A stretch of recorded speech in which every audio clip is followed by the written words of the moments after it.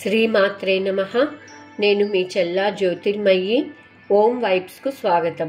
ఈ వీడియోలో ఆది శంకరాచార్యుల వారు గొప్ప తత్వవేత్త అయిన కుమారీల భట్టును కలవడం గురించి తెలిపే ప్రయత్నం చేస్తాను. వ్యాస భగవానుల దర్శనానంతరం శంకరాచార్యులు భారతదేశమంతటా తిరిగి సనాతన ధర్మాన్ని నిలబెట్టాలని సంకల్పించి దేశాటన ప్రారంభించారు. ఈ క్రమంలో వారికి వేదాల ఆచారాలను గట్టిగా సమర్థించే కుమారీల భట్టు అనే గురువును కలిసి తన గ్రంథాలను వ్రాయాలనే కోరికతో కుమారీల భట్టును కలవడానికి ప్రయాగ బయలుదేరారు. అసలు ఈ కుమారీల భట్టు ఎవరు? వారి కథనం గురించి ఇప్పుడు తెలుసుకుందాం. కుమారీల భట్టు ఒక వైదిక బ్రాహ్మణ కుటుంబానికి చెందినవారు.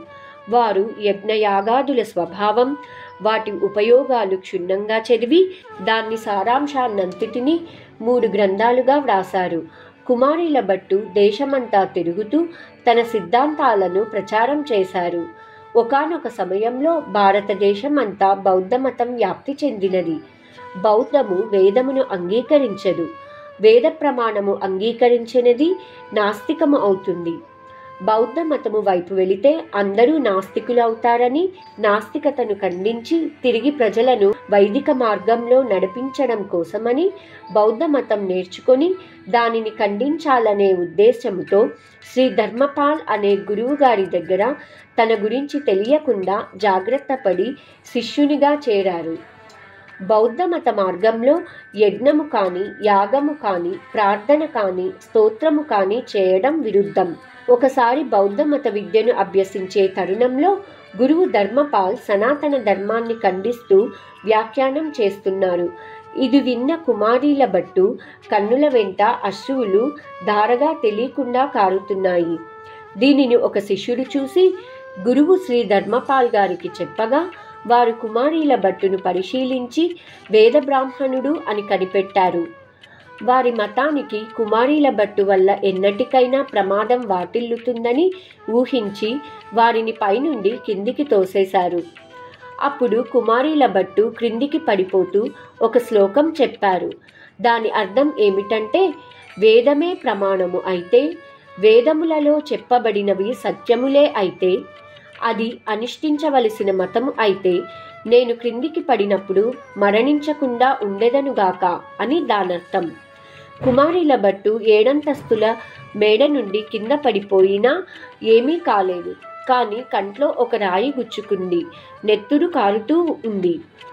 ఆయన వెంటనే వేదమాతను ప్రార్థన చేసి, వేదమే ప్రమాణము అయితే నేను మరణించకూడదు అని అన్నాను.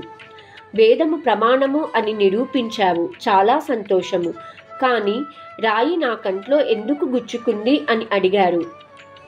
అప్పుడు అశరీరవాణి, నీవు పైనుండి క్రిందికి పడిపోయేటప్పుడు వేదమే ప్రమాణము అయితే అని పలికావు.